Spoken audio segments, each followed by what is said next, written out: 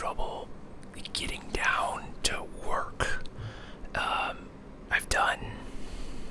I've accomplished some things. I've got some things done. And I feel like, though, at the same time, the only reason I've been able to get anything done at all is because it's January and I don't have much, like, freelance work to do. So, with that in mind, when I look at my results so far, when I look at my big nerd spreadsheet, I feel like I'm doing okay, but I feel like I should just be doing so much better, so much more, and I don't. I think it's just burnout. I think I'm just burned out from last year, and it's still not recovered at all. And then I just needed, I kept saying, I was like, okay, but then after this, then I'll be able to calm down and take a break. And so maybe this is my time that's restorative, or it's supposed to be the time to be restorative, because on Sunday I'm leaving for the first big job of the year. I'm going to go shoot event photos for a couple days out of state, and then I've got another such job again in like March. So and it's like those two jobs alone will be like a third of the income I normally make in an average year, which is just bonkers to think about. And it's like, between the money these YouTube channels make that I run, and those two jobs, it's like I could just not have another job the rest of the year, and like I wouldn't be in good shape, but I wouldn't be broke, if that makes sense. Like I could scratch by with that. And so part of me almost wonders, it's like, okay, do you say no to a lot of jobs and really give the YouTube thing, the old college try? Or do you just continue to, work as normal and just put that a little extra into the YouTube when you can, I don't know. I saw this video about burnout. This guy, he's like a psychologist guy. I think his name is like Dr. G or something. He's real. I like him a lot. I see his shorts all the time. But he was talking about burnout, and one of the reasons why so many people are burned out right now is because whenever something goes bad in our lives, we dwell on it. But whenever something goes good in our lives, we don't dwell on it. And so what that ends up being is you accomplish something and you're like, okay, yeah, but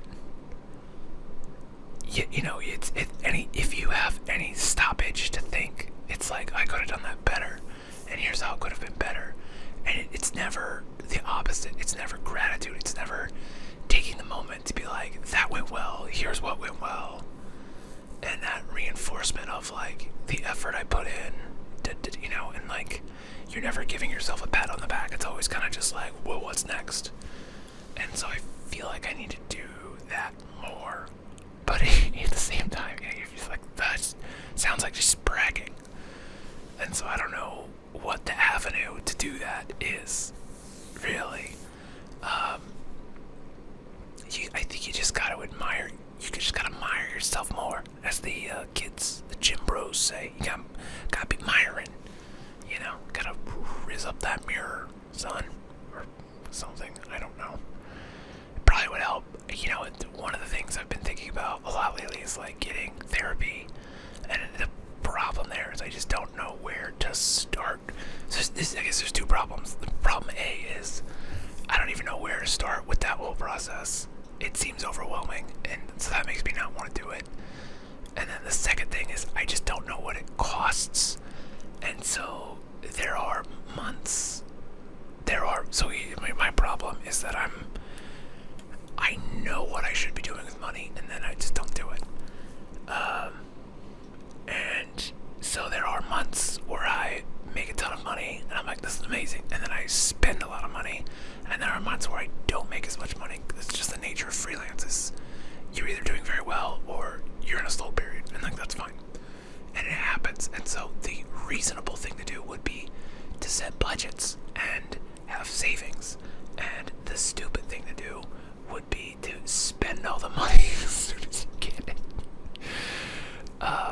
this year I'm trying very hard to not be like that and not do that and to really rein myself in for a lot of reasons. Partially just because there's been, like last year, there was a time when I had like $16 in my bank account, which is scary. And you're like, the difference there is like I knew there was money coming in. I had done all this work, but it was like this is the reality, and I don't know when those checks will come. So, yeah, I want that not to happen this year, and I also would like to, I've said this a couple times, but it's like with this, when your job is your hobby, it's very easy to buy that next thing, to buy that next piece of gear, because you think you're like, oh, I need this, but it's really like, do you need it or you just want it? Like you'll be fine without it. And then you could also talk yourself like, oh, but it'll make money. And I'm like, yeah, maybe, but me getting a new lens doesn't inherently cause anyone to hire me, because I bought that lens. That lens is not generating extra income, generally speaking. It might elevate my work, and that might, it's like that. It's the sum of all these little things coming together.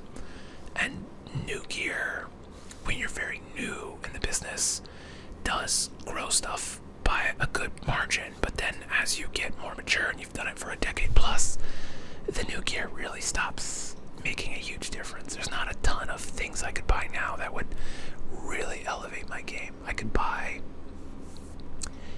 like the things I could buy that would like put me in a higher bracket would be like a new camera that costs $40,000 or $50,000 and a set of lenses that are equally expensive, if not more expensive. There are camera lenses and cameras that cost $100,000, and this is stuff you see on major television and film productions, and that stuff's really not happening in Nebraska. It does happen sometimes, but also like that is not inherently going to get you a job. That is, you might be able to raise your day rate because you have that gear, but like there's a breaking point where people are like, that it does look objectively better, but like good enough is good enough. I'm gonna pay the guy that costs half as much that gets me 99% of the results, and like that's the reality of the world we live in. And I try to tell that to other freelancers, and then I never take that advice myself. So yeah, it's just, I don't know, it just feels, and I think the other thing happening is I'm falling back into this place that I was in, like at this point 8 years ago, where it's just, whatever you feel about politics, Donald Trump's a fucking idiot, and it's just every single day there's just something more, and you're just like, how's this guy? And you need to tear yourself away from that with the realization, like, knowing about it is not, there's nothing I can do about it, and it feels helpless, and so but you get stuck watching the train wreck, and you just get stuck in the doom scroll, and it's not good. And I knew that was gonna happen, and I set my goals up this year to be about avoiding that, and it's week 1, and I'm still glued to that fucking, rectangle of doom, scrolling up on all the fucking news and the hot takes about it, and it's just like, that's definitely not doing any good up here. And then, it starts to have this cycle of like, well, what's even the fucking point? And then you get nihilistic, and being nihilistic is fucking boring, and I don't want to be nihilistic. I would like to be, last time the dipshit was in charge, I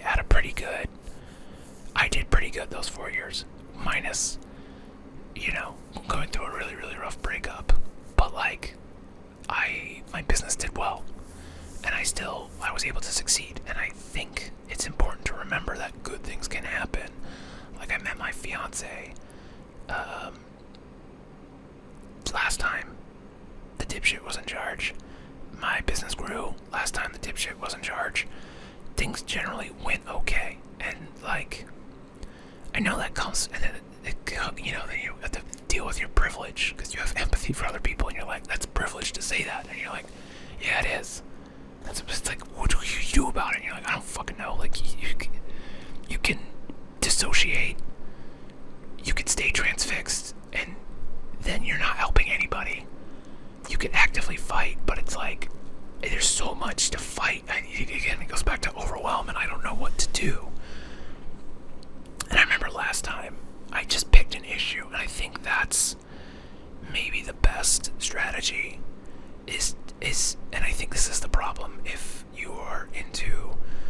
you have empathy for other people, you're probably on the more progressive side. But even if you're a moderate, there's probably things you care about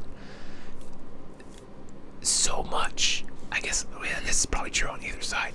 So much of politics is just like, here's 30 things to, and it feels they're all distractions. But they all feel important. And so you kind of just have to pick one, and you say, this is the cause I'm going to champion. And for me, that was like climate, environment. And I was like, okay, what can I do? And I think that's the other thing, is you have to say, like, what can I do by myself that will move the needle, even if it's the tiniest little fucking bit. And for me, that was picking up trash. And so I would go with the dog, and we would go to parks, and we would take a little fucking bucket and just a little grabber, and we'd just pick up trash for 20-30 minutes. We do that once or twice a week, and I think that helped my mental state more than any other thing that I did. So I think that needs to make a comeback. I've kind of fallen off doing that the last couple years. I was really into that. That was a big thing, like during COVID, when there was like, after it was kind of just like, there's not a fence, but like, you can kind of leave your place, we kind of know what this is, that kind of thing. I was like, oh, okay, go outside, pick up trash. And I did that a little bit more there, but like since I moved to this apartment, I think part of the reason I was so gung-ho about it, it was really easy to do, it was convenient to do, was because I lived behind a arena, and there was just always trash in that parking lot, and the trash blew to this like creek that's right next to it.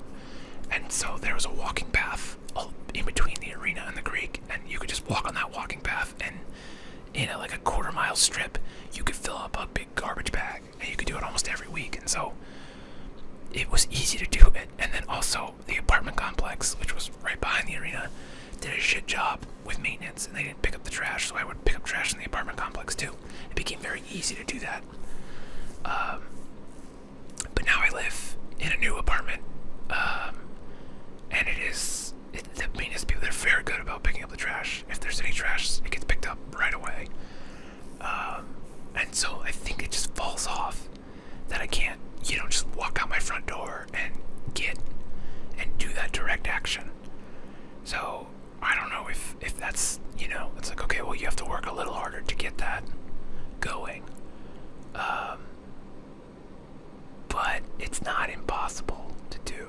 So I don't know.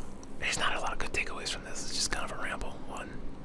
But I feel like I kind of want something to jumpstart this year, because I would like this year to be a good year, and I do want it to all be in spite of dipshit in charge.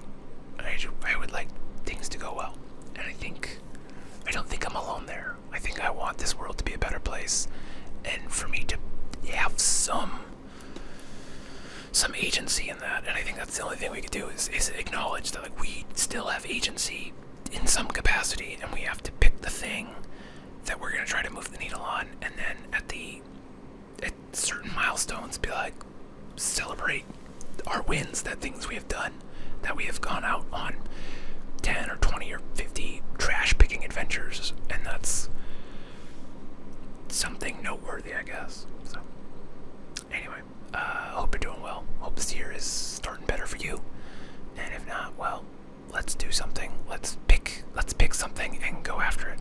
That's all we really can do. So thanks for watching. See you next time.